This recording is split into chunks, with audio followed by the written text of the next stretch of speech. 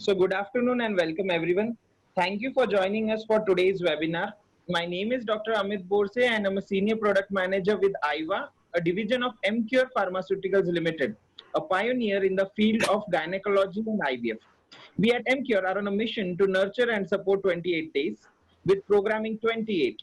Programming 28 is a scientific theme this year and it is based on the concept of ovarian cycle and managing the same with GnRH analogs, gonadotropins and hormones as per different protocol. MCure promises to deliver all possible support in terms of therapeutic agents and academic support like this. We are very thankful to ISAR and Infertility Committee FOXY for giving us the opportunity to be the academic partner once again. May I now hand over the session to Dr. Kundan English sir to take over this forward. Sir, may I please request you? Good evening, everybody. I welcome all of you for this Programming 28 webinars. It's a very highly academic discussion goes on during these webinars with very important aspects and topics of infertility and assisted reproduction. At the outset, I would like to place my gratitude to Dr. Prakash Trivedi, President ISAR, Dr. Alpesh Gandhi, President FOXY, along with Dr. Ramni Devi, Vice President FOXY, Dr. Jaideep Tang, the Honorary General Secretary of FOXY, Dr. Kedar Gandla, Honorary Secretary General for ISAR, for giving this opportunity to us to organize these kind of webinars. And today we are going to have a very interesting topic. I think majority of the centers are practicing batch IVF in India, and we want to optimize our results. We know that we still do not get the same results what we get in doing regular cycles and in batch IVF. So we need to optimize, we need to learn different strategies. And to do that honor, may I request to join us as a moderator, Dr. Parikshit Tang, who is a consultant obstetrician and gynecologist at Ashwini Maternity and Surgical Hospital and also at Ghatkopar and also at Jupiter Hospital, Mumbai, a very highly academician and a very active Foxian. May I invite our other panelists, which are Dr. Anil Chitke. He is a director and IVF consultant at Embryo IVF Center and Surya Hospital, Mother and Child Care Super Speciality Hospital at Pune. May I request Dr. Randir Singh to join, but we got a message from him that he will join us within half an hour. But let me introduce him. He's a president of Association of Pediatric of Madhya Pradesh, Bhopal. He is a vice president of MP NHA State and secretary of MP NHA Bhopal. May I invite Dr. Leena Patankar, who is a director of Patankar Hospital Private Limited and lab director of Patankar Fertility Solutions Private Limited, a very academic and active embryologist from Pune. Dr. Anjulata Verma, consultant and director, Dr. Verma Hospital and Fertility Center, Gwalior, secretary of Madhya Pradesh chapter of ISAR. Dr. Renu Tanwar, she is a professor and IVF consultant at Department of Obstetrics and Gynecology of Maulana Azad Medical College, New Delhi, and Dr. Shreyas Padgaonkar, chairman of Accreditation Committee of ISAR. So we have excellent panel, and I invite Parikshit to begin with the which are of common interest to so many of its members. A warm welcome to all the participants who are taking an active interest in this subject, and they've really put in an effort to give me inputs, to give me suggestions, so that this discussion that we are going to have becomes enriching, becomes meaningful for the people who have joined us today. My warm greetings and a very good evening to all the viewers who have joined in. Thanks for coming in. It's a Sunday evening. I know there are plenty of other things to do. We value your presence here, and we'll appreciate if you could ask us questions, and hopefully we can clarify your doubts. So this is what I thought would be a good outline for the panel today on batch IVF. It's going to be an exploration of the rationale and practice. I want to get down to the nitty-gritty, to the nuts and bolts, and see how batch IVF actually works. And hopefully that will allow us to give some important carry-home messages to our viewers, which are usable, implementable. And as I see the program, we have about 100 minutes. So let's go out there and hit a century today. So these are the broad discussion areas. Why batch IVF, the logistics that are involved, stimulation protocols, what agents can we use for scheduling, and then we'll probably round off with personal journeys, experiences, and some practical tips from all the panelists whom I'm fortunate to have today. Just so that this is a webinar, I'm going to call out and ask the questions. Of course, everyone's inputs are valuable, but it's just that if everyone answers together, it's going to be a bit of a traffic jam on the information highway. So let me begin with Dr. Anil Chitake. What is this batch IVF concept? I mean, what are we talking about here? And how would you explain it to somebody who is curious about the subject? So normally, as we see in India, a lot of centers are placed at the remote places and they don't have access to trained embryologists, or they may have little expertise in conducting the IVF cases. They have to rely on the expertise of the embryologist or expertise of a clinician who are attending their cases. So in such a case, they combine all, collect all their cases and collectively start their stimulation protocol, collectively do their OM pickups and plan their embryo transfers accordingly. This is what is batch IVF is all about. Wonderful. So I think that's a very important thing to clarify right away, that batch IVF does not mean randomly gathering patients, but it is the synchronization of their cycles and treatments so that they proceed simultaneously and reach the point of procedures more or less together.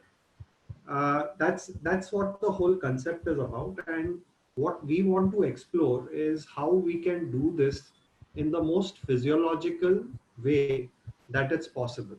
But before we ask and answer further, let me ask Dr. Padgaonkar. I believe he's probably the most senior person in the panel with us today. Why should anyone, not just you, but why should anyone consider doing IVF in batches as opposed to a continuous program? Dr. Padgaonkar, sir. Thank you. I think in our country, as Dr. Anil just said, the biggest issue seems to be the trained manpower, mainly the embryology. And Sir, if you could speak a little louder, please. yeah, our biggest issue in this country seems to be the lack of trained embryologists. And that's the main reason many programs opt for the batch IVF, asking another colleague or another setup to help them go through the batches by providing this manpower in terms of embryologists and many a times the clinician. Many gynecologists who want to venture into the practice of IVF do this to keep learning hands-on. And over the time, they pick up the skills from the visiting people and at some point become independent. Right. And that seems to be the major thing. Another thing is basically to economize on the number of, the cost of running cycles, especially in terms of the media, is very high if you have very few people or few patients going through in a month. So sometimes it works well economically to batch them together so you consume the media at one go, open it once and finish it. So that may be a reason for doing batch IVF for some people, even when they are self-sufficient. And another thing is the fear of something going wrong. People don't want to trust their own embryologists who are in training. So they kind of want them to be handheld for some time. And that's how it goes. And I think these are the main reasons I have seen over the time. Absolutely. And this is at the receiving end. But at the provider end also, there are important reasons why batch IVF should be considered. I think you alluded to a number of these, which I have listed out. The optimal use of human resources. I mean, we have a dearth of good embryologists who are trained, and they cannot be kept waiting at one IVF center.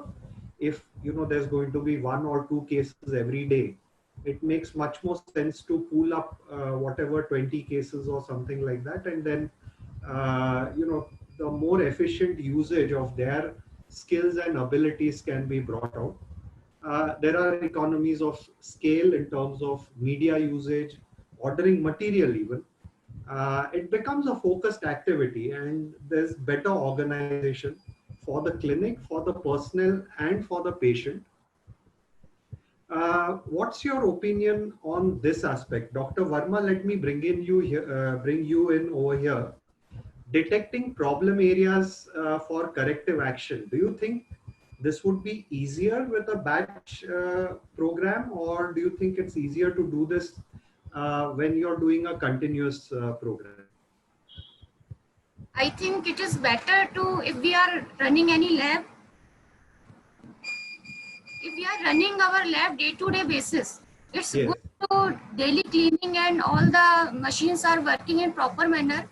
But because of the persons which are seeing these equipments properly, if it is unavailable at that day-to-day basis, then it is better to do batch IVF. Otherwise, it is very good. All the machines, all our lab cleaning schedule, all the protocols should be done on daily basis.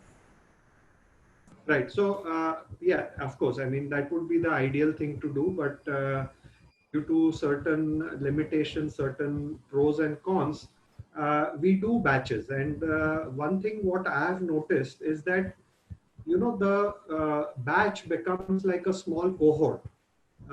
You tend to have comparisons which are valid because it's a real-time comparison of certain aspects, and that could help in picking up problems.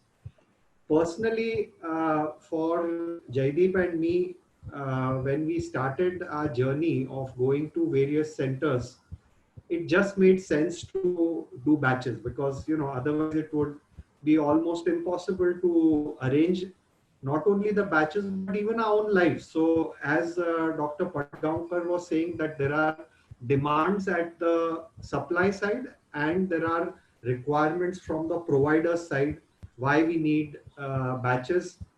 It just leads to better organization at the end of the day, and that's how what has happened is that we have a number of centers which have opened up in our country.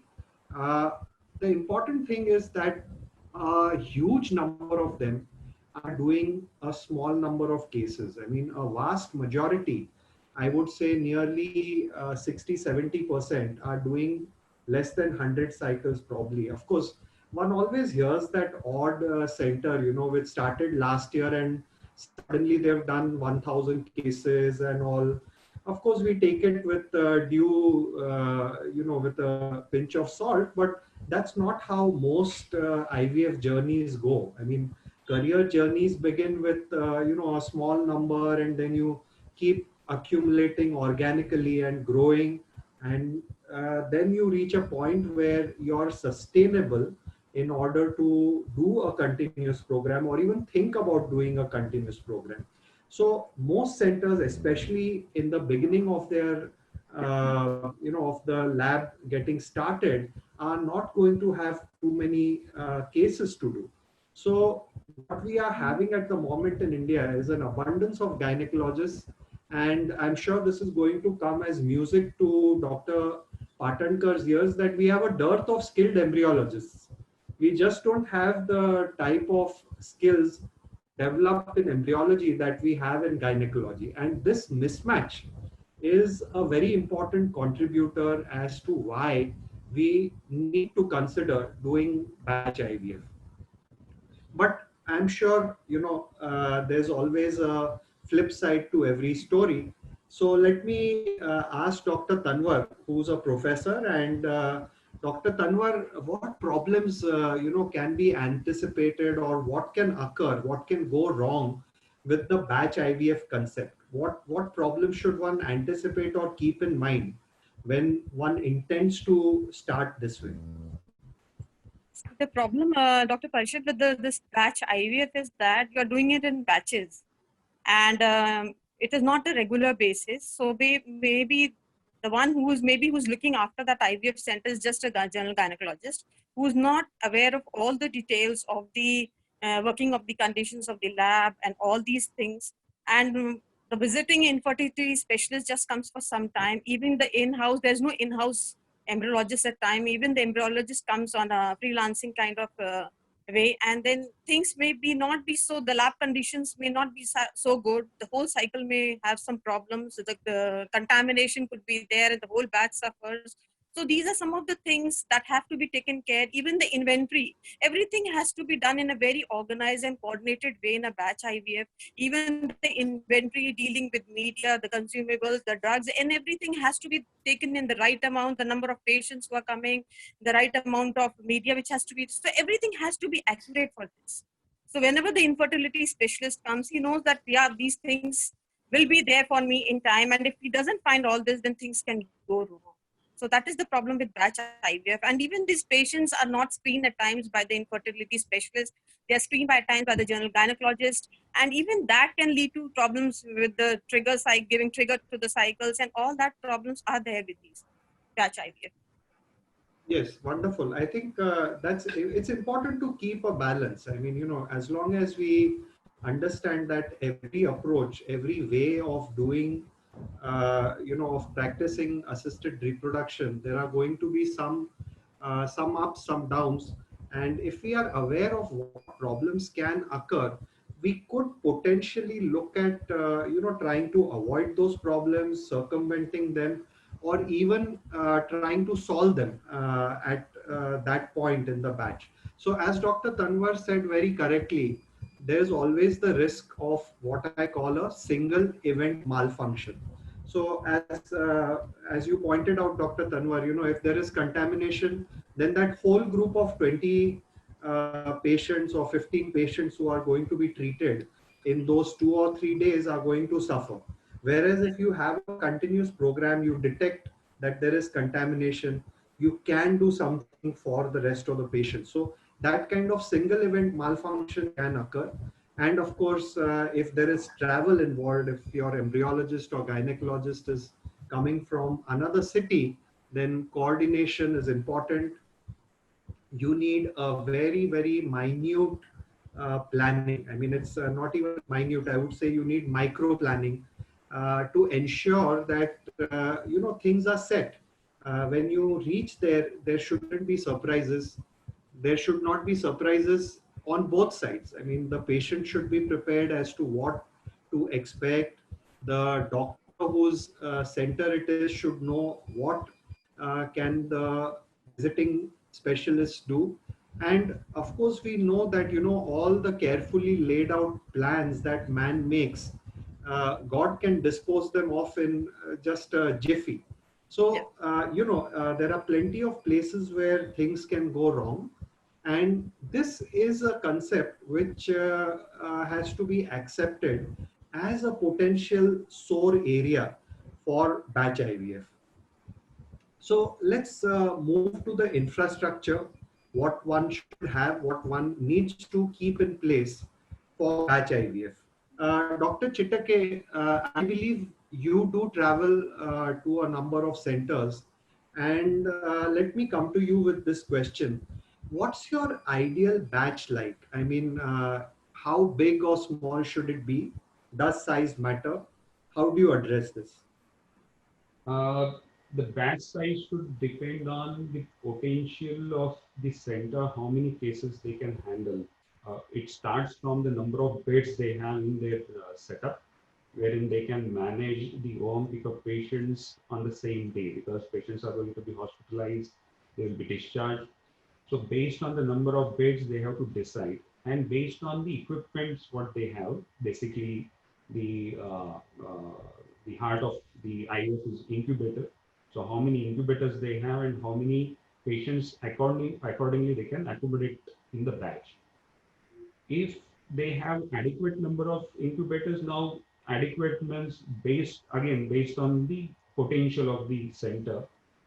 I think If they have at least 2 or 3 incubators, they can easily manage around 15 to 20 cases in a day. Okay, so I mean, when you're, when you're talking or discussing with a potential center as to, about potential, then I think you need to give a realistic, kind of an outline as to what you would expect when you visit a center as well. So I typically tell people who approach me as to how we do batches that anywhere between 10 to 20 is a good number. Less than 10, it's kind of probably not very feasible in terms of the economies to do small batches. Then it's virtually like running a small continuous program, and beyond 20 it becomes a bit of a handful, and then there's a bit of corners getting cut here and there, compromises, so on and so forth, which can creep into the system. So I mean, we are looking at, say, just to round off, probably a 15 should be a okay kind of a number to work with. Dr. Padgaonkar, any comments on what the mix should be? I mean, would you want all the patients to be of a certain type of a cycle, or it's okay to have a good mix? What's your opinion on that? In the sense, In self, egg donor, embryo donor, I cause? think it is a bit too much to ask. It's a too much big ask for the center to kind of, get patients that way. Yeah. I think we have to accept whatever patients are there at that time, because many patients are not going to wait for 2 months from that date when you are coming back the next time. Yeah. So we need to accept all the patients in one go. And I would want to add a comment to what was just discussed before. You rightly said that 15 is a reasonably good number. What's more important is how long the visiting team is willing to wait there. That decides the numbers also. Yeah. Because then you would want to divide these numbers. Say, suppose you're going to do pickups on 2 days, then maybe you can do 17 or 18 patients. And what you can do per day will depend on how many incubators they have and how many embryologists are going to travel. So the numbers are going to be dependent on the duration for the team as well as the infrastructure of the center. Right. So lots of things go into making the decision about the batch size. Primarily, I think it's the clinic's potential to generate patients, what's the footfall like over there. And then it also depends on, what the team is going to put in terms of effort, time, etc., and the makeup of the team really. Dr. Patankar, let me come to you, because we are going to talk incubators for the next 5 minutes or so.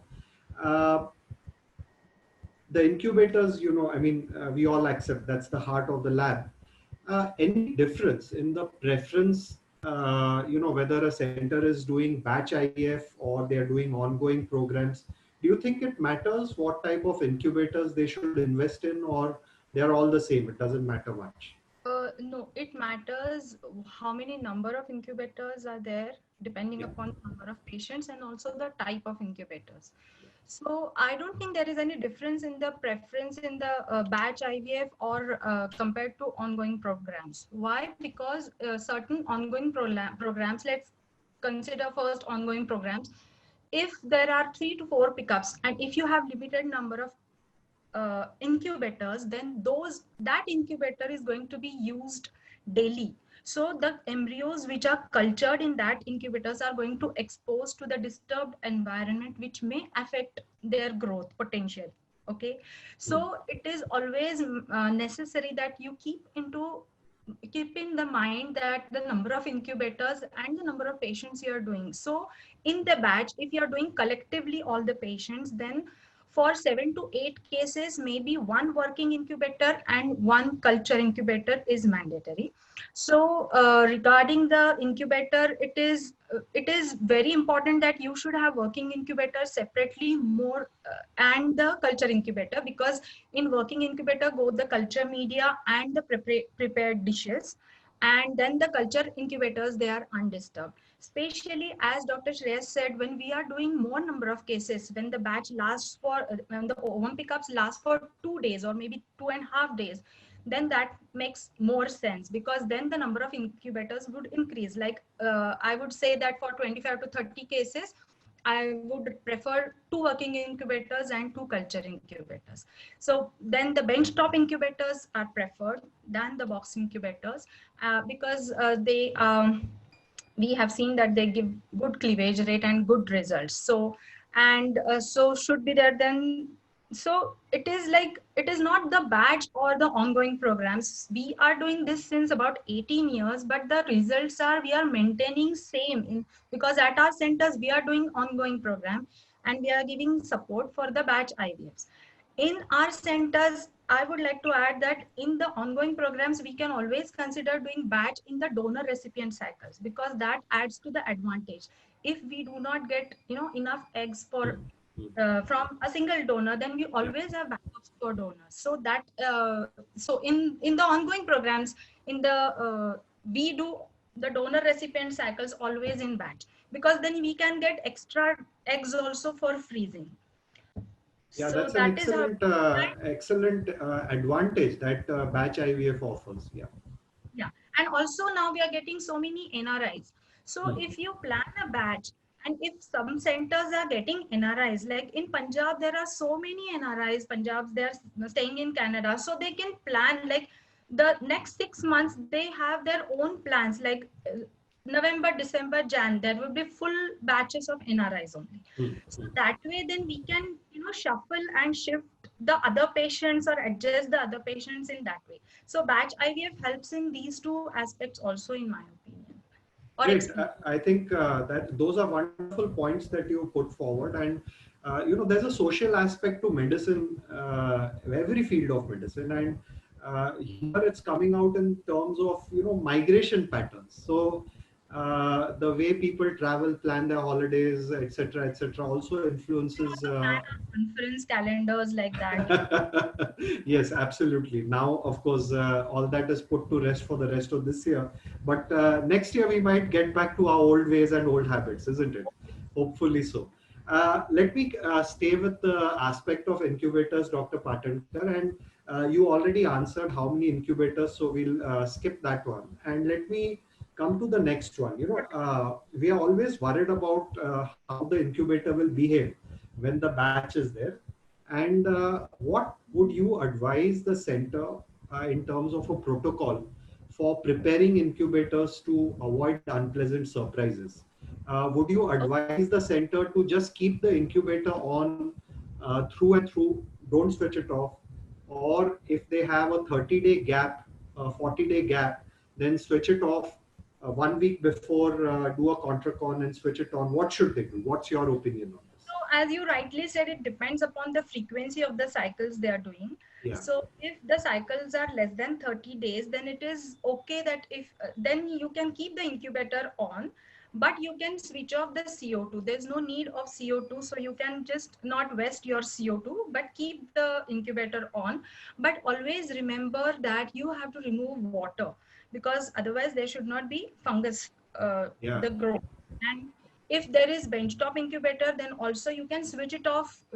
It doesn't make any difference, but it is important that you remove the flask containing water. So that is very important. If the cycles are like, there are some centers wherein the number of cases are not so much. So we are doing alternate months, that batch. Yeah. So in those centers, we ask them to shut off the incubator completely. And then it is all right that, of course, the water and all is taken care of. But 7 days prior, as you said, that the contracan is run, then there is auto start, and then we can do the calibration of temperature and CO2.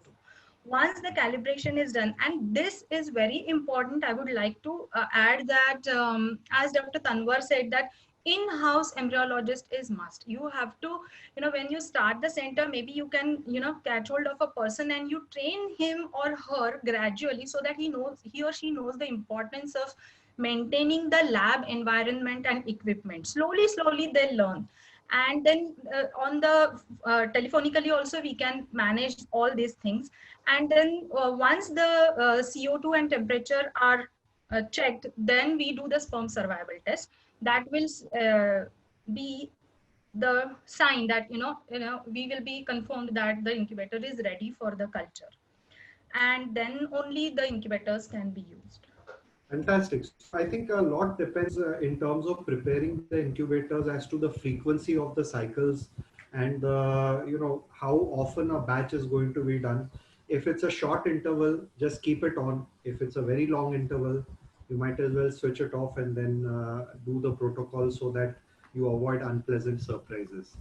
Yes, Dr. Patgaonkar, please. Yes. One more thing, what we do in our batches is 3 days prior, we send our engineer to that center so that he checks all the things and all the necessary things are in place.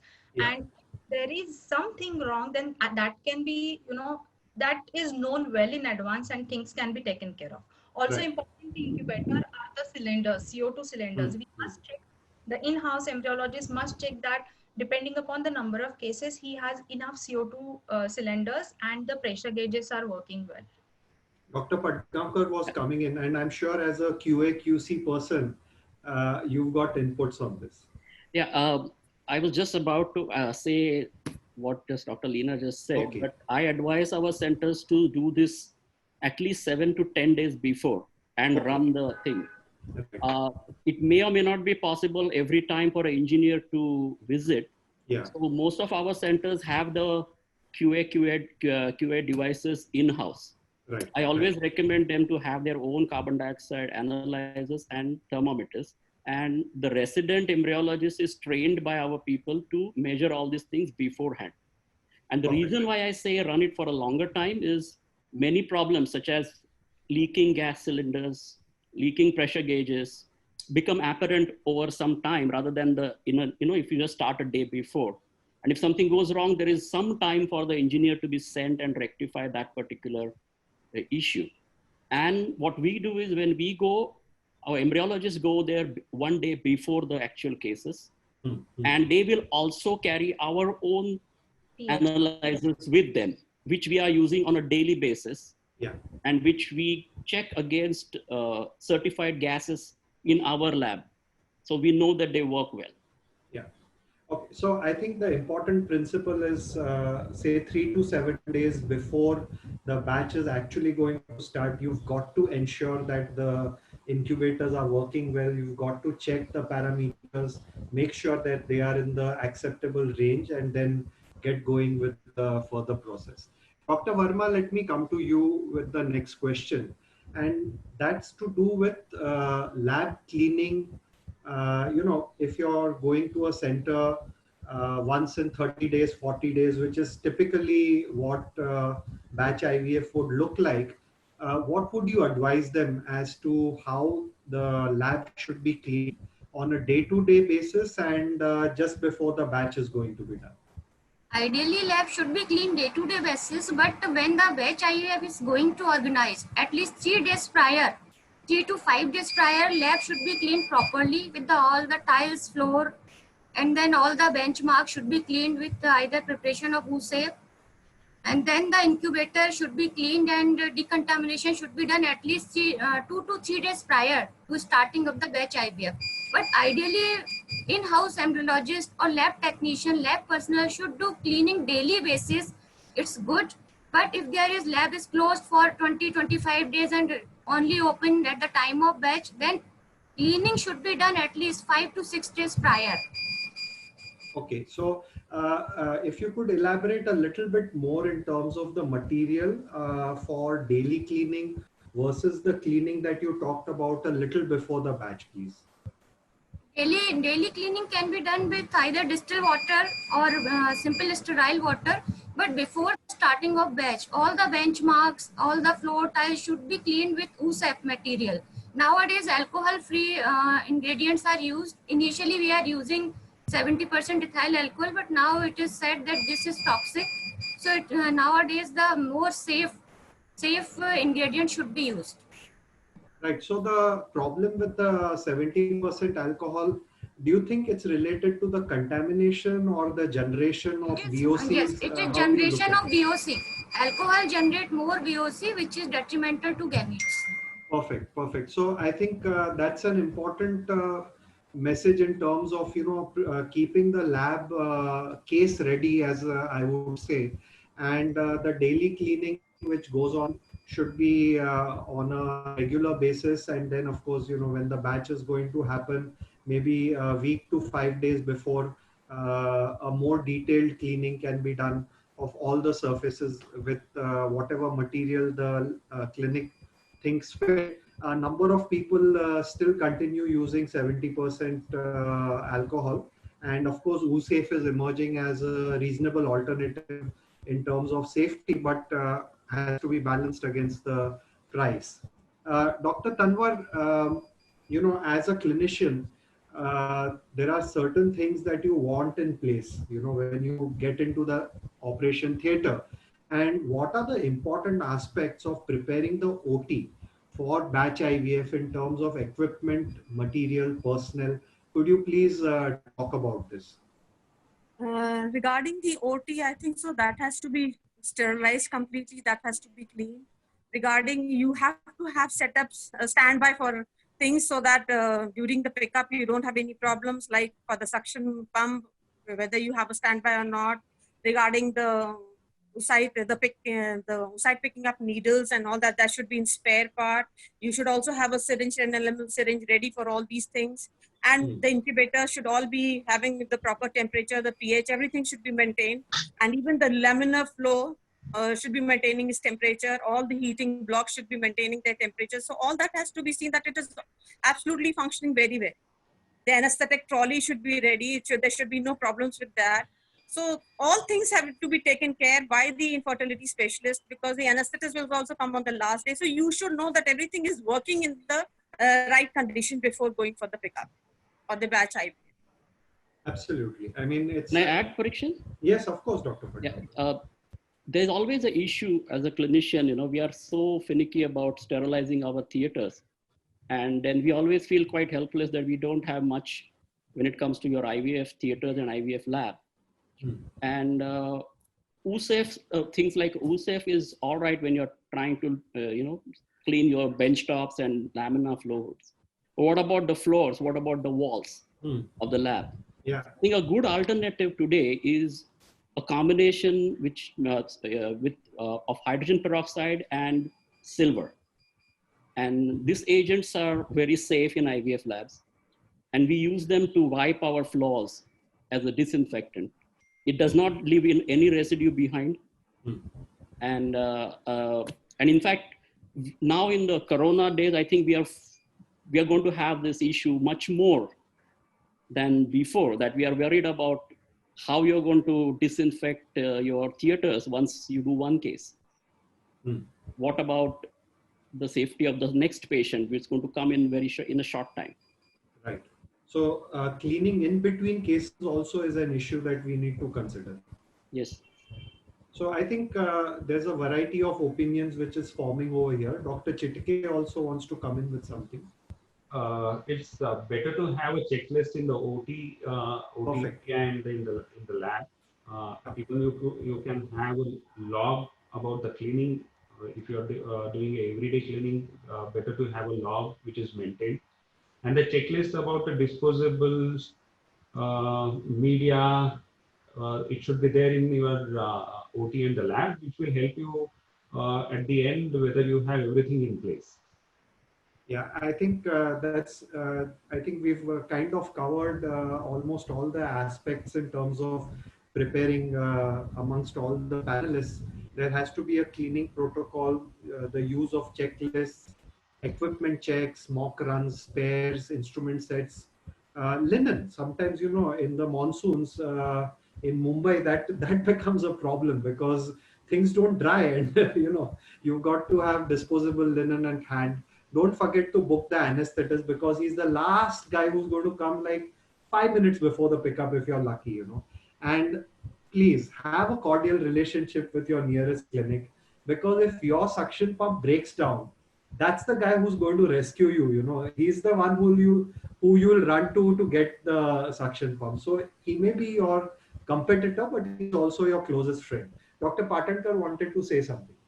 Yes, as you rightly mentioned here, the spares are very important. So because, as I said, that the resident embryologist and the visiting embryologist should be well versed with the minor fixing of the, if there is any breakdown. But then we should have spares like the simple Allen keys, or if the bulb goes, then if Yeah. there is no bulb there, we cannot replace it.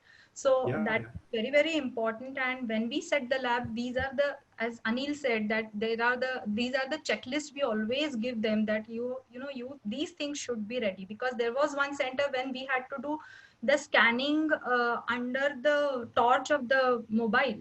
So because yeah, so then they did not have the bulb, but Right, so the right. spares are very important.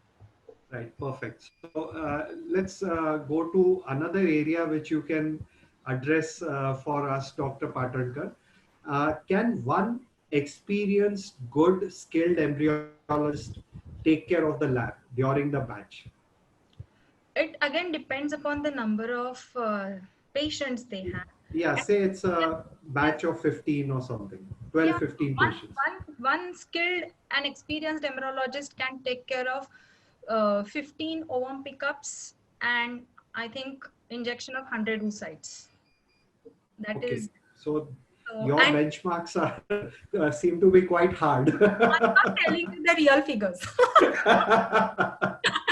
Yeah, of course. I mean, We have worked together, Anil and me and our embryologist team. So we have done much larger numbers of pickups and oocyte injections, Right. but still, overall.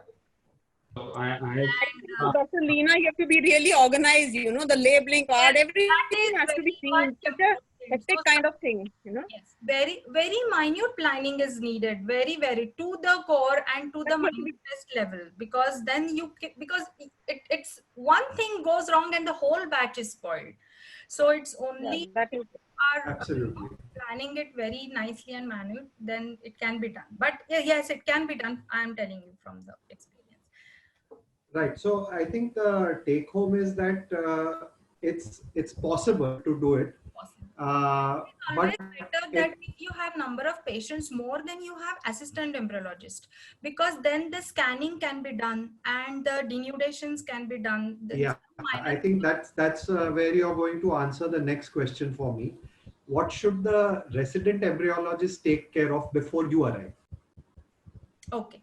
So basically, I think we need 2 people in the lab, I would say, if the batch is more, because he or she has to take care of the semen analysis and the freezing of the semen samples if they are doing in that center, because one should know. And then they should also be involved in the cases, all the cases, like who are going to need TISA or the testicular sample, or the donors are needed, then the donors are to be arranged. So all these things are to be done by the resident embryologist. Then the consents are very important. So the resident embryologist should look into the cases. They should be involved as to what that couple is going through. Sometimes it is like donor eggs plus donor embryo, if it is there, then donor eggs plus TISA, then that all the consents are to be taken care of by the resident embryologist.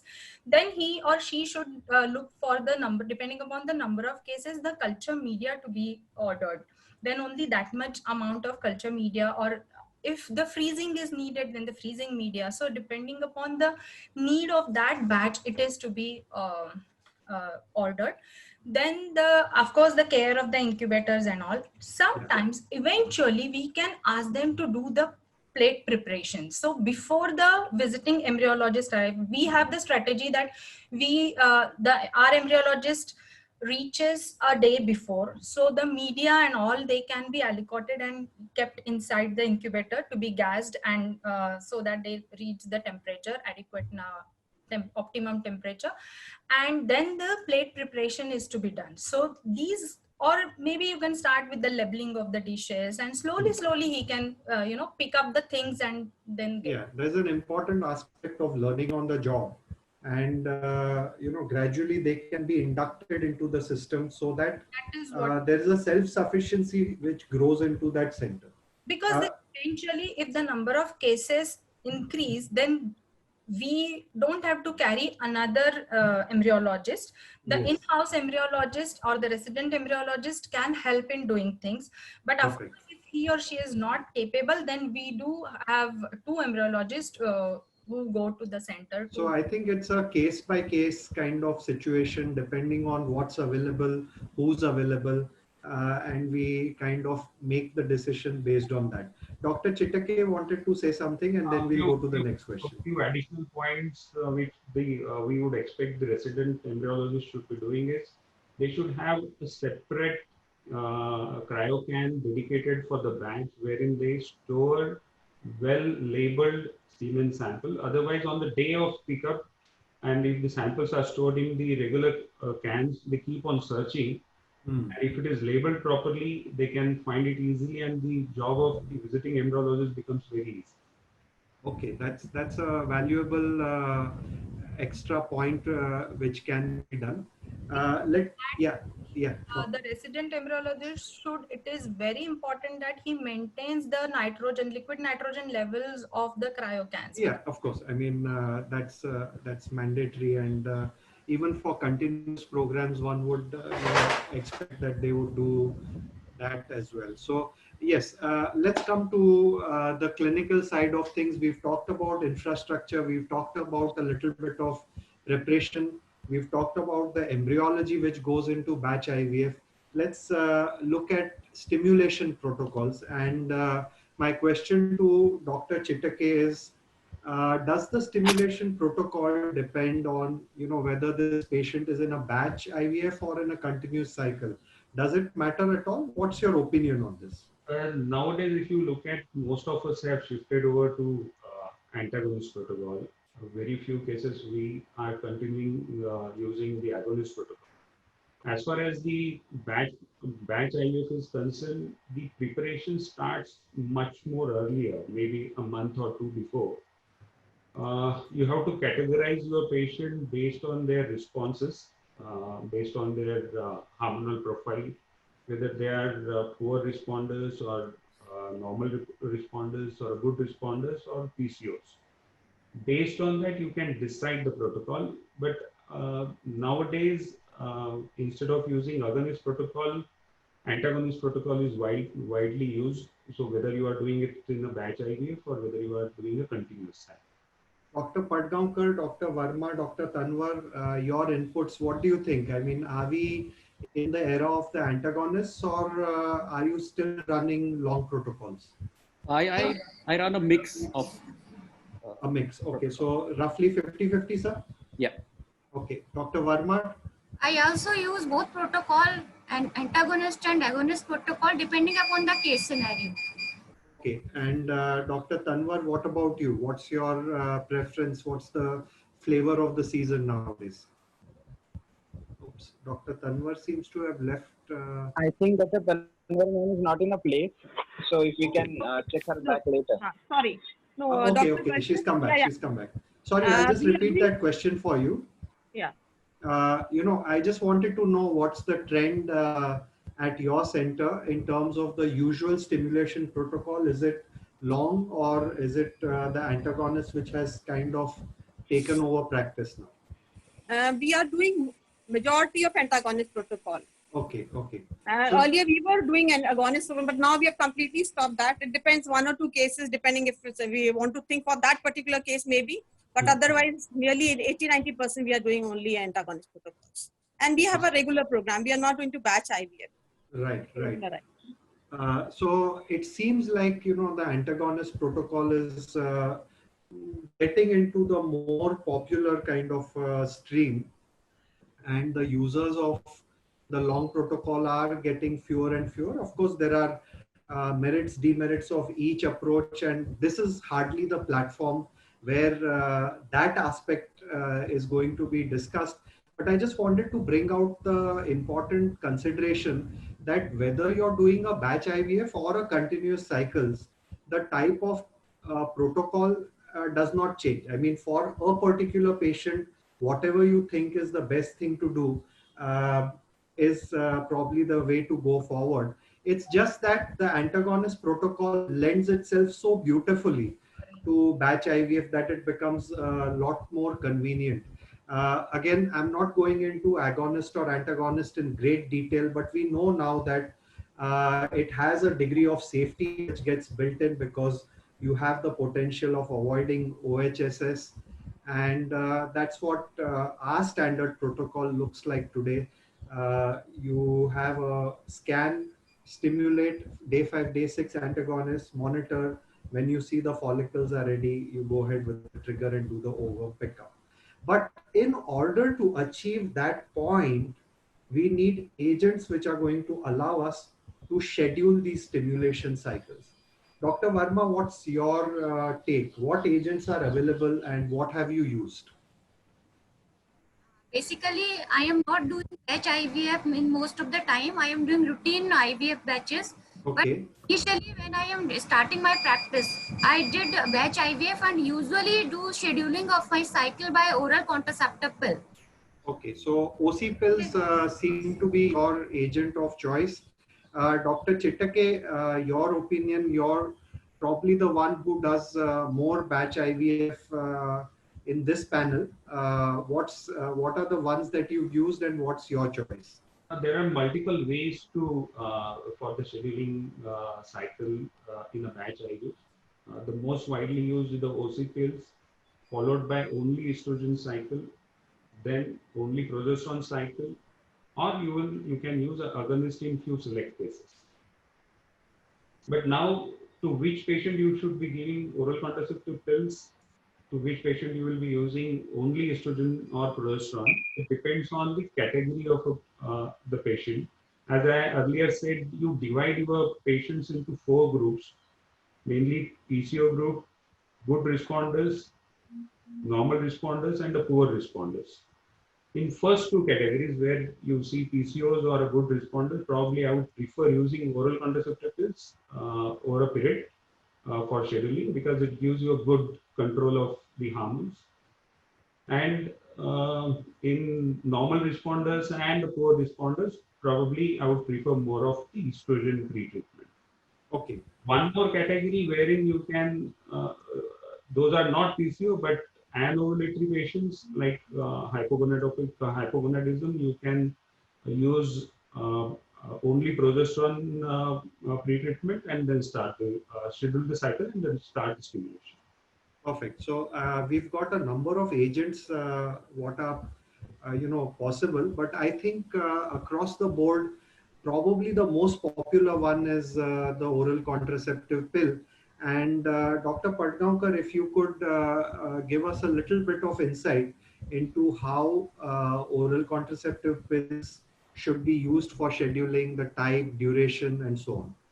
Okay, now, when you want to schedule a batch, the way you calculate is calculate backwards from the day of OPU.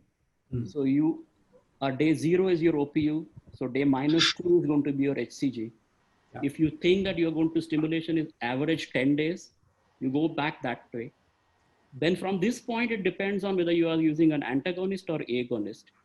In cases of antagonist, what I do is I stop the OC pills 5 days before the start point. And that's how I schedule and the OC would have gone for anywhere from 15 days to 40 days before. Okay. And if it is a long protocol, then the first day of stimulation should be kind of around 10th or 11th day of down regulation. And the start point of the down regulation, the OCs will end about 2 or 3 days after that. So this is a rough calculation that I usually use. Okay, so any preference for the particular type of the oral contraceptive? Any low dose pill is fine, I think. So a 30 microgram? Yeah, 30 microgram is enough. Yeah, yeah, okay. So I think that's an important, very low dose pills are not advisable, which have only 20 micrograms.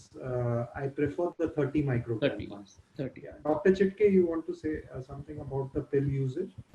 Yeah, the type of pill and the whether you are using the low dose pill or a high dose pill, that makes the difference. And if you are using a low dose pill containing at least 30 microgram of ethylene estradiol, will give a good control. If it is lesser than that, then probably you may have not a better control of the hormones. Again, the content of oral contraceptive pill, what kind of a progesterone you are looking at, whether it's more of an androgenic or it is totally non-androgenic. There's recently one paper was published which was stating that if the oral contraceptive pill is containing the progesterone which is more androgenic, will give you more suppression and probably will affect your recruitment of follicle. So it's better to use non-androgenic progesterone in your oral contraceptive. Right. Okay. So pills which contain desogestrel, those seem to be eminently suitable for scheduling because they hardly have any androgenic component. That's the one which is supposed to be the ideal one. Earlier, we used to use more of levonorgestrel containing pills, but slight change in the last few years. Dr. Verma, question to you here would be about, would COC scheduling affect the ovarian response or the pregnancy rates? What's your opinion on this? Yes, when we do down regulation or we scheduling the cycle for too much time, COC, then we usually see that the poor ovarian response, or we need more gonadotropin for stimulation protocol to retrieve the good number of oocytes. It is seen that because of the COC having the progesterone, more androgenic progesterone, if there is a having in that pill, then it also causes detrimental effect of the endometrium also. So pregnancy rate many a times little bit slow when we are low when we are using this type of COC pill, and ovarian response we can say depend upon the patient. If poor responder, then there is more poor response, but in average responder, COC doesn't affect anything. Okay, Dr. Tanwar, any experience with different responses with COC scheduling? And one very practical question which I want to ask is, you expect that after the COCs are stopped, the woman will get a withdrawal. What if she doesn't? And can we just start stimulation anyway?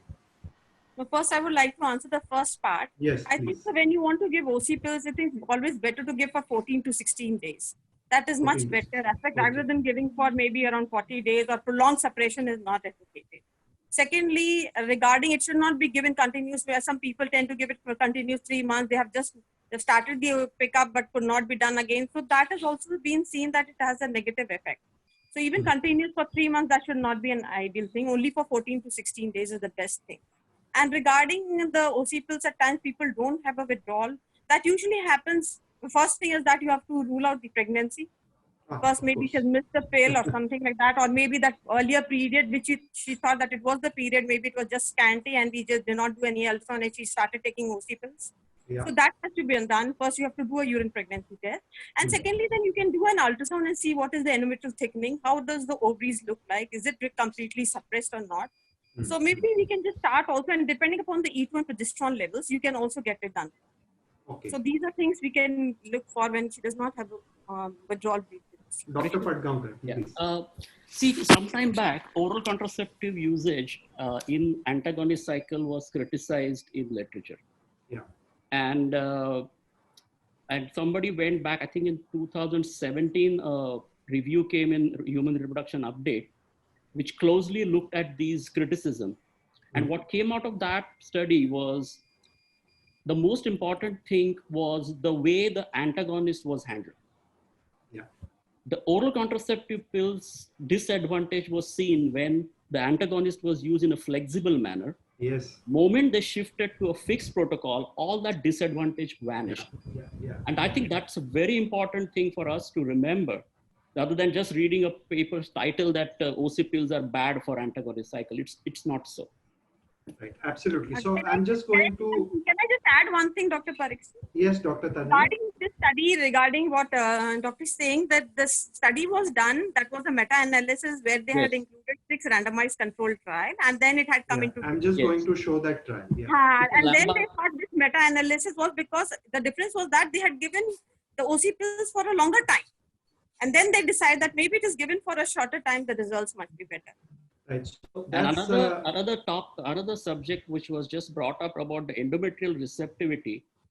There is a study from IVI where they actually compared oral contraceptive usage and they did a biopsy in women undergoing egg donation and did ERA, and it showed no difference in all the gene pattern expressions in both the endometrium. So this bogey of oral contraceptive pill, I think it needs to be looked at more in a scientific manner than just, Definitely. because so we feel that's the paper from Greisinger, which brought about the whole controversy. That's the meta-analysis. And he included 6 papers, found that, the relative risk of pregnancy becomes a little lower at 0.8. And then came the paper from the EV group, which was actually a randomized trial using the same oral contraceptive pill. So that took care of the variations. And they had a pill-free interval, what Dr. Padgaonkar alluded to. A number of the papers which were included in Greisinger's meta-analysis did not have that pill-free interval. And I think that pill-free interval makes all the difference in terms of results when we are talking about cycles which are scheduled with oral contraceptive pills. Here they found the exact same live birth rate, irrespective of whether pills were used or not. And then the question came as to whether the meta-analysis looked at the whole story. And Garcia Velasco came up with this criticism in the RBM Online of 2015, that it was a mixed group, varying pill-free intervals. Some didn't have an interval at all. Different types of OCs and different protocols as far as the use of the antagonist. So yes, there was a paper, but that's 10 years old. And we need to now consider what the current state of science is. So what we believe now is that if there is a pill-free interval and you're using the antagonist in a fixed protocol, then the outcomes seem to be unaffected. Now, where did that whole physiology get lost? We studied oral contraceptive pills for their contraceptive effect, and we know that there has to be a miss of 7 days for escape ovulation to get enabled. So that escape ovulation, which is necessary, that duration, seems to bring back the receptivity, the responsiveness to the gonadotropins, and the duration then does not become so important in terms of how much time the woman has used the pill before that. And that's the paper about endometrial biopsies that Dr. Padgaonkar spoke about, that even gene expression did not change as far as implantation potential is concerned after OC pill use. Let's come to the next agent, and that is estradiol.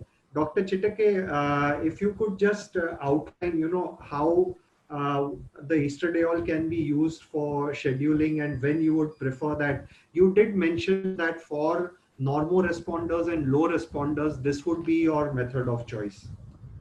True.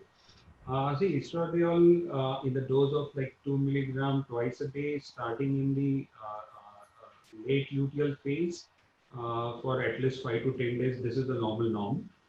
You can use it along with oral contraceptive pills as well, because once you stop oral contraceptive pills, within 5 days, the FSH surge will start occurring. And that will lead to the early recruitment of oocytes. And in a batch IVF,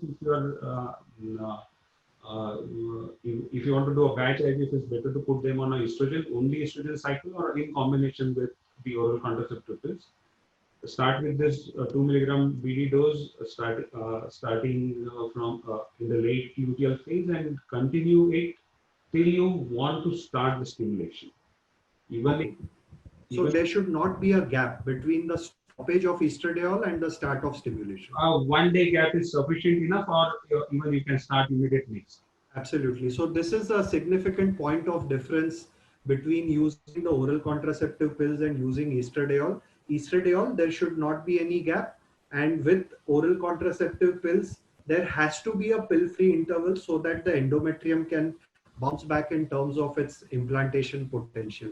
Wonderful. The next question is, what potential problems have you seen with estradiol scheduling, and how does it compare to COCs as far as your experience goes? So if you compare COC with estradiol scheduling, I don't see any problem as such. It's only the selection of a patient is more important. Okay. In which cases you are giving it. As I earlier said, OC pills are better in cases where you are expecting a hyper response or a good response, and estradiol you can give it in the good responders or normal responders or poor responders. Otherwise, I don't see any problem with this two protocols. So one of the things what could happen occasionally is that while the woman is on estradiol in the late luteal phase, and especially if it's a little bit prolonged, more than say 10-12 days, once in a while you'll have breakthrough bleeding, which might kind of upset the woman, and I think it's basically down to counseling and what a woman should expect when this treatment is going on. But otherwise, it seems like both of them seem to be doing very well. The concept came from Fanchi, and it was related to the suppression of the FSH by using the luteal estradiol in order to bring about a better synchronized cohort of follicles. And this was thought to be more physiological in its approach. And here are some papers from Belgium, Blocky et al., and then of course the French paper. They both seem to say that whether you use estrogen pretreatment or nothing at all, the results are not affected. And as far as the comparison between oral contraceptive pills and estradiol for scheduling, this is the work from Evie, which came out, I think, 2 years back.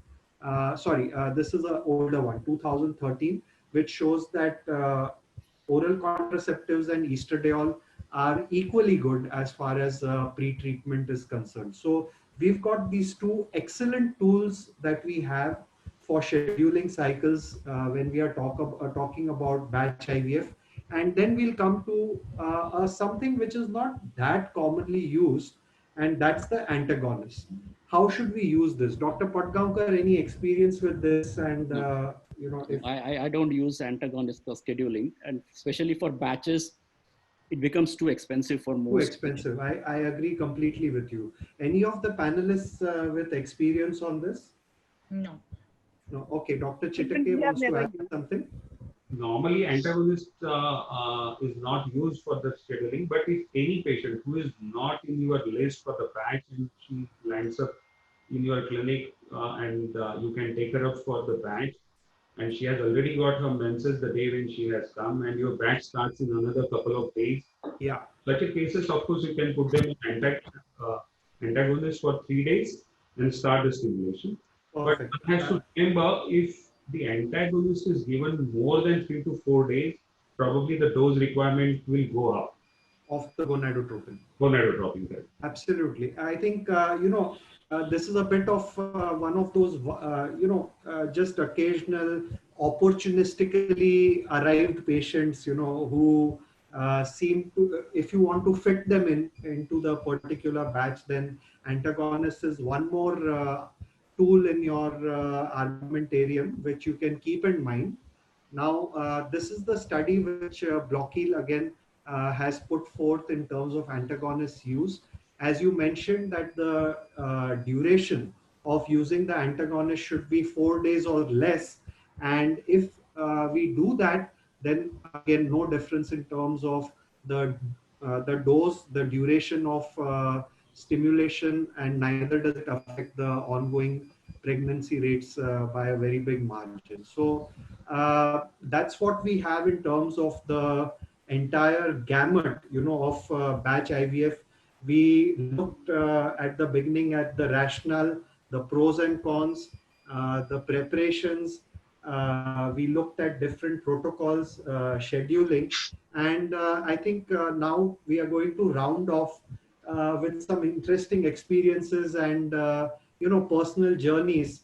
Dr. Patankar mentioned something which you would never consider doing, on an ongoing basis, using a mobile torchlight to do screening.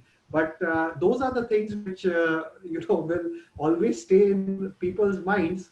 And if the participants would like to, the panelists would like to share some of these unusual, quirky things which have happened, and then we'll take questions from the audience, please. So let me begin with Dr. Patankar.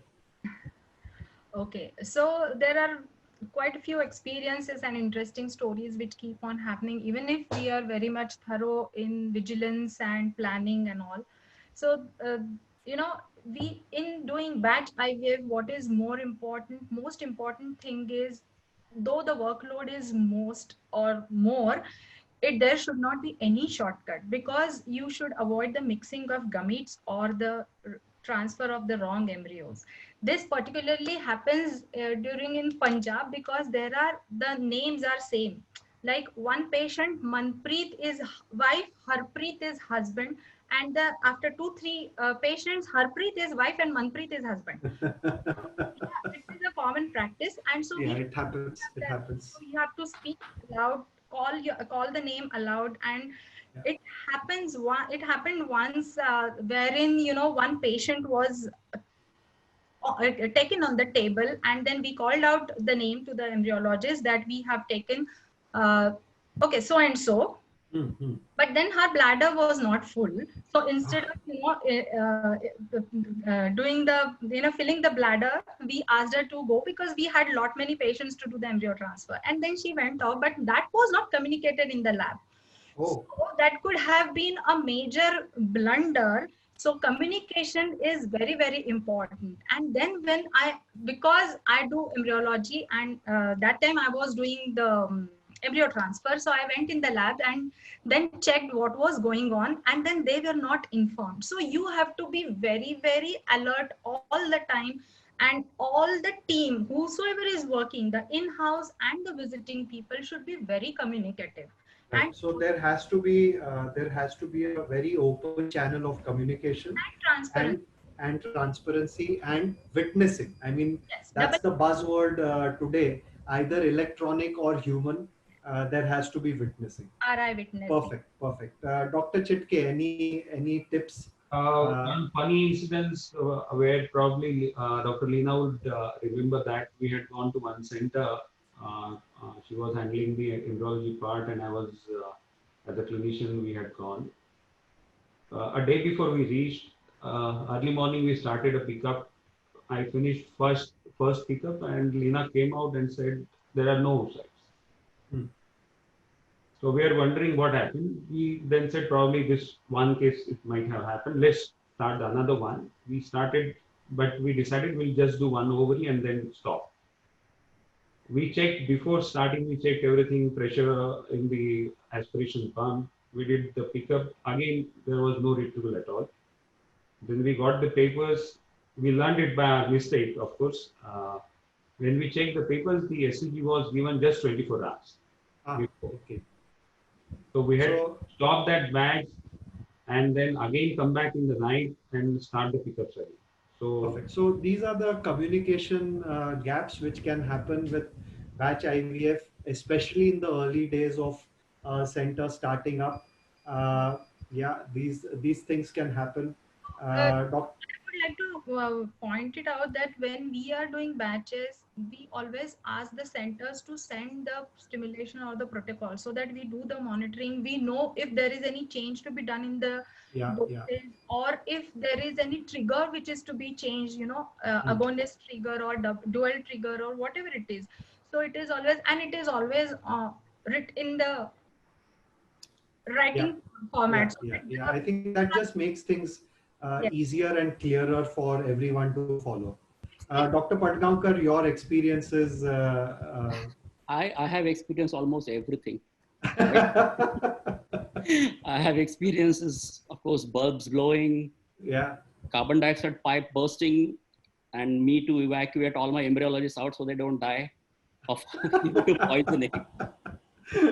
And once we went to a center, not in India, it was in Kenya, and we did one batch and everything was fine.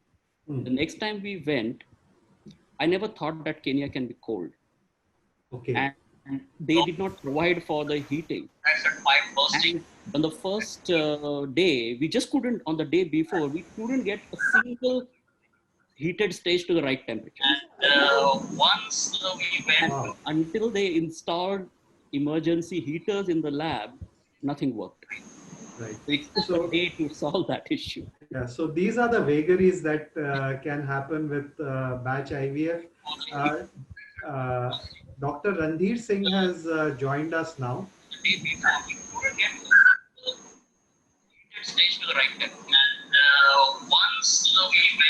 Dr. Randhir Singh has joined us now, and welcome, Dr. Singh. I understand you were held up, unfortunately for us, but fortunately for the government of NP, you were there to help them with the crisis which is on everyone's mind today. Thanks for joining in, and we'll probably take your help in terms of getting to the Q&A and try and cover the things which we haven't. That's where we are at. Dr. Tanwar, Dr. Anju, if you would like to share any experiences of batch IVF, Sir, may I you're most interrupt welcome. in batch between? I- Dr. in Anju, batch IVF. Dr. Renu Hello? ma'am, you can adjust your camera once. Dr. Renu ma'am, My can you In adjust batch- your camera once? Okay, that is all. If you all can continue. Sorry for disturbance. In batch IVF, we should be ready for if there is any mishap. Usually, I experience my suction machine is not working. I have two suction machine, but that time I did suction, oocyte suction, Dr. Renu ma'am, syringes, Yeah. 10 ml syringe. Yeah. Can you see? Can you? Is the audio okay? Yes, Dr. Tanwar, if you would like to speak. We are being Experience treated around to a similar video to that. tour of your house. I will just do that. Can you just on the light? Yeah. I just want to say that similar experience what everybody is saying regarding the suction pump not working at the last minute, and then we had a standby, thankfully.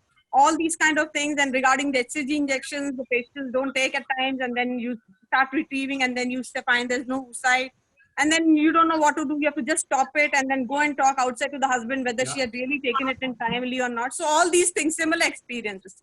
Right, wonderful. Let me narrate one which I had. I was going from the airport to one of the centers, and the tire blew out, and we didn't have anyone to replace the tire.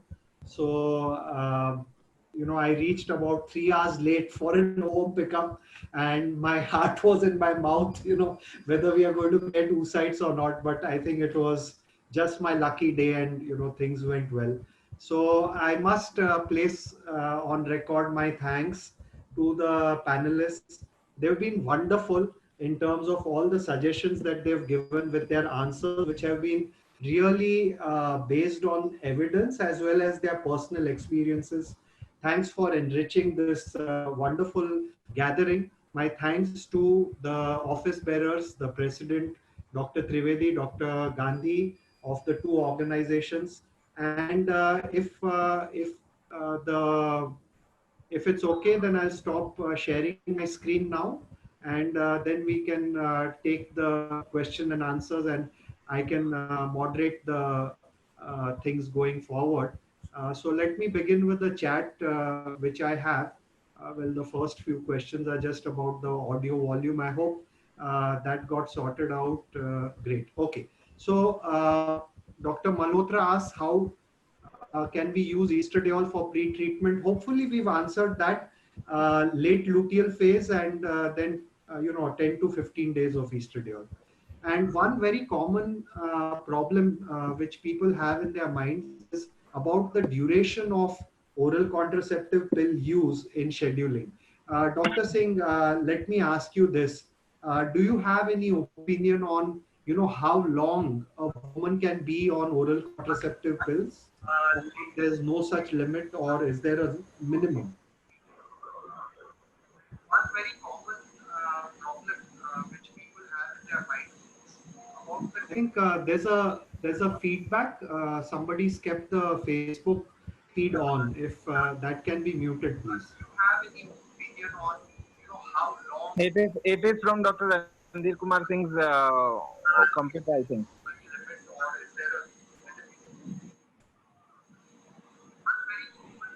I don't think he's able to get us because he's on Facebook Live. So Okay, can we okay. just take it to Dr. Padgaonkar, maybe you Am could. I audible? Am I audible? Yes, you're Yes, audible, Randir, you are Dr. Singh. audible. Yeah, sorry I was late. I was meeting with the CM and all because of Corona. So, Dr. Parikshit, I could not get your question properly. Right. So the question a lot of people have asked is, what happens if you give the oral contraceptive pill for a long time? I mean, typically, you would expect that you will give the OC pill for say 15 days or so. Dr. Singh, could you switch off your Facebook? So, Dr. Parikshit, I could not get your question properly. There's a bit of a lag. A lot of people have asked is, what happens if you give the oral contraceptive pill for a long time? I mean, typically, you would expect. Whose Facebook it is? I guess somebody. Yeah, I think we should not extend the oral pills for a long time, because we have seen sometimes breakthrough bleeding comes, and this comes for planning for batch. So always you should try to limit the OC durations, because that is going to impair, because you want to, suppose you started 20-30 patients and you want that 90% patients should get recruited. So that is a disadvantage of a batch. In a batch, the disadvantage is always that all patients will not behave in the same way. So always be ready for 10 to 20% dropouts. Try to limit the OC durations, because that is going to impair, because you want to, suppose you started 20. Okay, we got that. Dr. Singh, can I request you to stop playing your Facebook feed, please, because it's it's becoming a loop. Amit, could you phone up Dr. Singh and please communicate with him? I'll call him up, sir. For the minute, I'm getting his audio mute. Okay, fine. It's great. All right. Yeah. Okay, so coming to the next coming to this question about oral contraceptive pills, if you're going to use a protocol where you're going to stop the pill and start stimulation, which is absolutely the wrong thing to do, then the duration of pill use becomes important. But if you're going to give a pill-free interval, it seems like the negative effects of the pills get mitigated by waiting for the 5 to 7 days, and then you're good to go, as good as new. Right. Next question is, why flexible antagonist had more disadvantages in pre-OC scheduling of cycle? Dr. Padgaonkar, could you take that one, please? Why flexible antagonist protocols produce the difference in the pregnancy rates? Okay. Firstly, what happens is when people are trying to use a flexible protocol,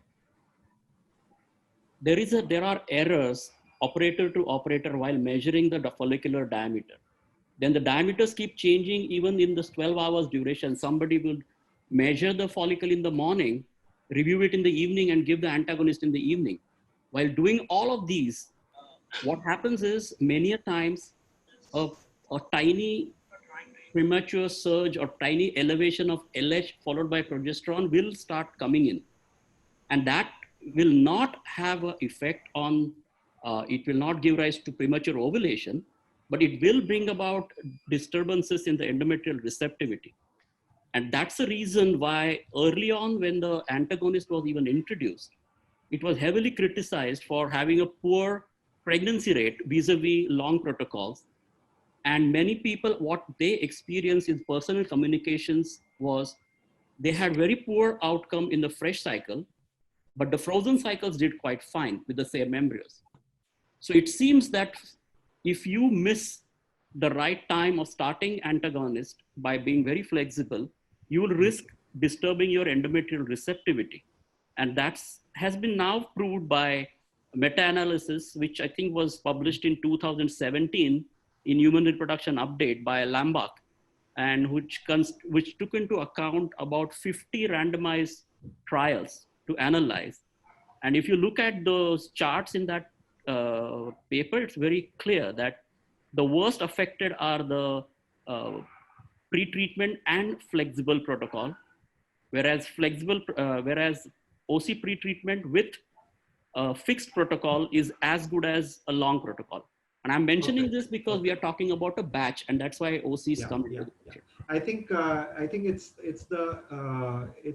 making oneself idiot proof. I mean, if you're a fixed protocol guy, then you don't have to use too much of intelligence, and that's why I like doing the fixed protocol. And of course, it's evidence based, so that gives me all the more reason to stick with the fixed protocol rather than trying my judgment and trying to tinker with the protocol each and every time. Somebody has said fantastic job, and thank you very much. My pleasure to be here. Dr. Vani Pujari asks, different people have different rates of follicular growth.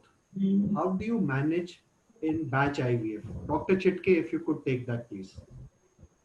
You have to categorize your patient based on their hormonal profile.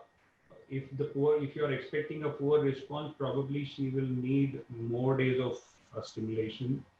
A good responder, normal responders, or a PCO probably get lesser number of days. So at the beginning of a batch itself, you schedule these patients accordingly. Their OC stop days or estrogen stop days has to be decided. So the preparation starts before the batch. If you start their stimulation for a poor responder 2 days before the intended day of your stimulation, probably she will fit into your batch. Right. Okay. I think we talked extensively about how to make the members of the batch menstruate on the same day by using OC pills. So I think that's answered. Dr. Padgaonkar, one question for you is, what is the name of the solution containing hydrogen peroxide and silver? I think the brand which we use in my lab is called Sanosil. Sanosil. Sanosil. Okay. But there are many brands, many different companies offer the similar combinations. Okay. Dr. Patankar, here's another one from Dr. Vani Pujari for you. Repeated cleaning of the hospital is increasing the VOC. Please comment on this. Okay. So basically, yes, that is also the problem with the ongoing batches, wherein there is a lot of thoroughfare, and when people are moving in and out of the labs, there are more number of disposables which are opened. So the batch IVF has this advantage that the VOCs are less, put to minimum, but then the number of cases are also more. But here it is also the way we use our materials, like the lab should not have wooden surfaces. The material which is used for sanitization, that is also important. We have discussed that ethyl alcohol or isopropyl alcohol should not be used. There are better materials which are used. Then it is now said that the ink which we use is also could be hazardous. So the alcohol based inks which are red in color, or the alcohol based ink, those pens are forbidden in the lab. So there are very minute things. Then the material, the lab wear which we should be cotton, should not be cotton, because it may release again the particulate matter. Then the repeated cleaning of the hospital, I think the lab should be secluded. The IVF lab, and it should be most of the time at the topmost floor or at the secluded area where there should be minimum number of people going, like the routine. And the access should be only to the people who are entitled to enter the lab, or even the floor. Perfect. So that So is I think that's the entire setup which has to be designed in a particular way. nowadays we get indoor plants also which take care of VOCs. Right, right. So I'll that add can this also to be. Dr. Parikshit. Yes, Dr. A very Singh. good point that just I was going to the what Dr. Lina was saying that in routine when we don't do the batch IVF we do 2, 3, 4 pickups per day and we manage and most as per the guidelines also Dr. Shresh Padalapa is also there always our IVF lab is just adjacent to the OPU OT. So I have gone 20 years back on myself for angiography and then I prepared for angioplasty because I had TMP positive. So during my angioplasty, they prepared me everything. They did all bath, shaving and everything. But in OPU, I don't think that all patients take the bath. So if I have my OPU OT is only for 3-4 patients per day, and if you're doing batch, even if you have 4 embryologists, I'm with Shresh Padalapa, Lina, all the 3 are there. But you know how the movement of the individual patients, I think that makes the more VOC and infection. That was just I added. I think with So Corona, we will footfall have to ask everybody becomes to an take a bath. important factor.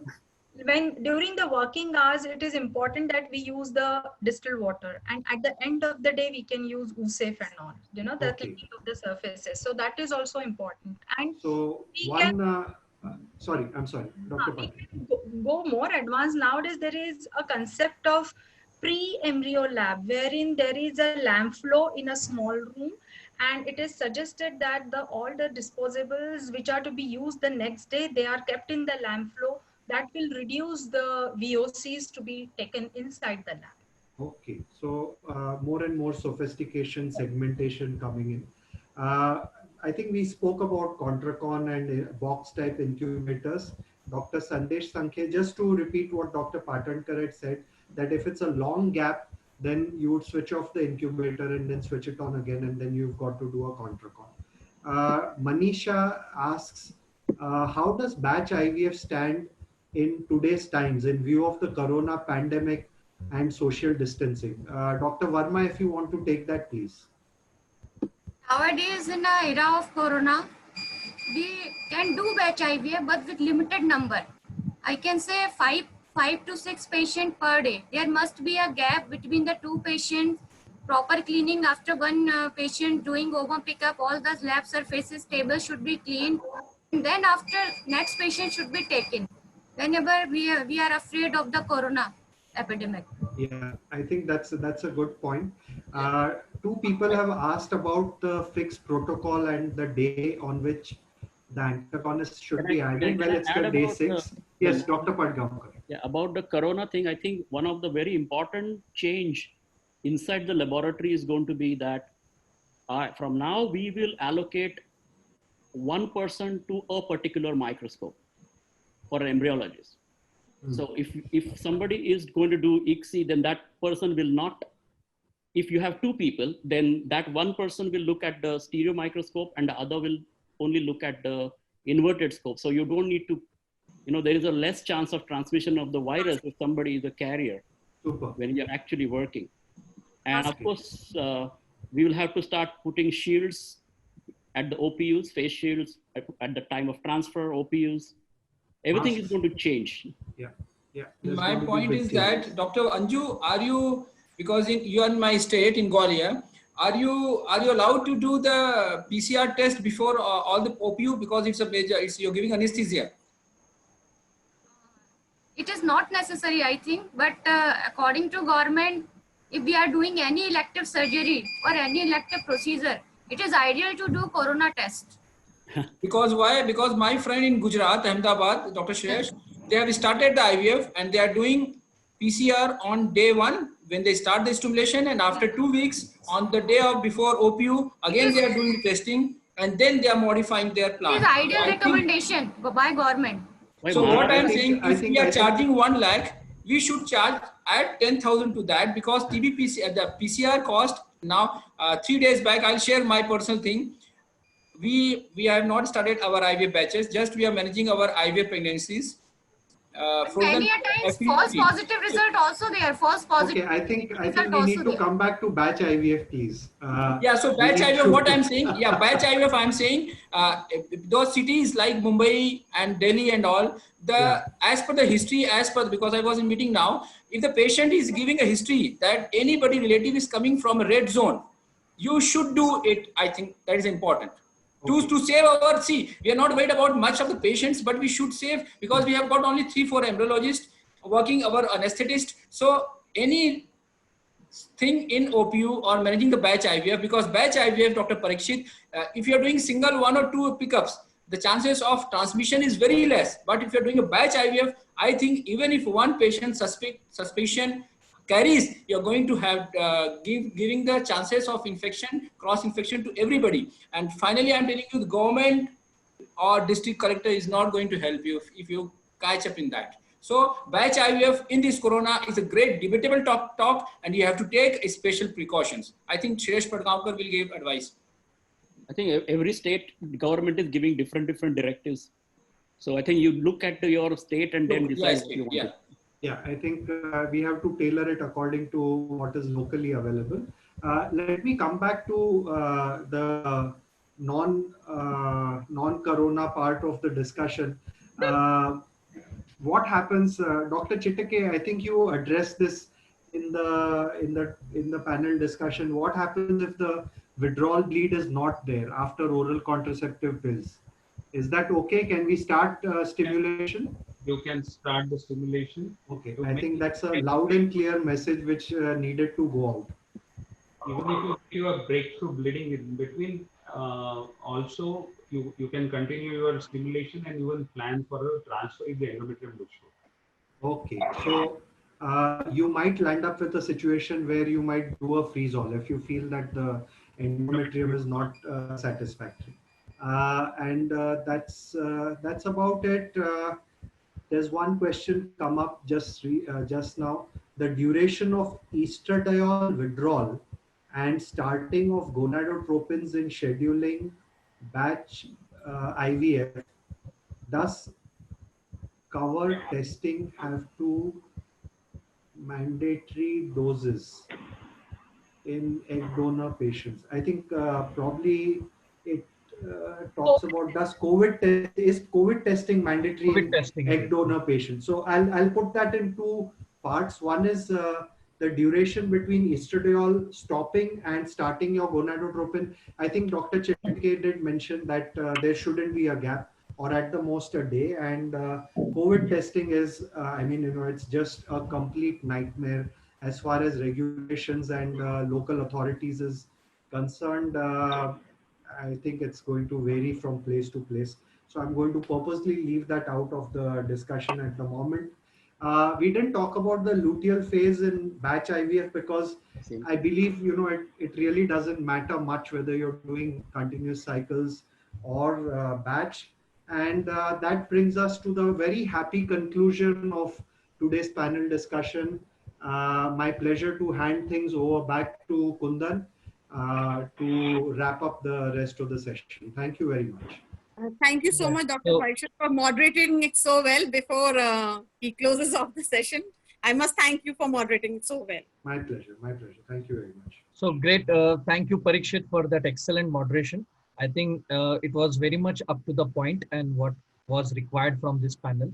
And of course, to all the, very intelligent panelists, Randhir, we really missed you during the panel. But I think maybe in future panels, we will again involve you and have your inputs for this topic as well as for other topics. But I think excellent work by all the panelists. Thank you very much. And I really appreciate Parikshit once again for, excellent coordination and, up to the clear messages. Over to you, Dr. Amit, so that we can go for a vote of thanks. Thank you, sir. Thank you, Kundan sir. Thank you, all the panelists. Thank you, Dr. Parikshit. Thanks, sir. And thank you to Isar and Foxy to give us the opportunity again. I have with me my divisional head, Mr. Rajiv Agarwal. He would like to give a formal vote of thanks. Sir, thank you. Thank you, Dr. Amit. On behalf of Emcure Pharmaceutical Limited, I just would like to thank Isar Dr. Kedar Ganla, Dr. Prakash Trivedi sir, for giving us the opportunity. And MCure is always a preferred partner for ISAR. As a team, we are committed to provide you a lot of such webinar in future also. I would like to also thank Dr. Parishit for wonderful moderation and all the panelists. From the bottom of the heart, I would like to thank all the panelists and all the doctors who have patiently attended this webinar. And as the lockdown one has started, we wish you a stay and healthy life, corona-free life, and wish you all the best. Thank you very much. Thank you. All right. Wish you a great Thank you. evening, great Sunday evening.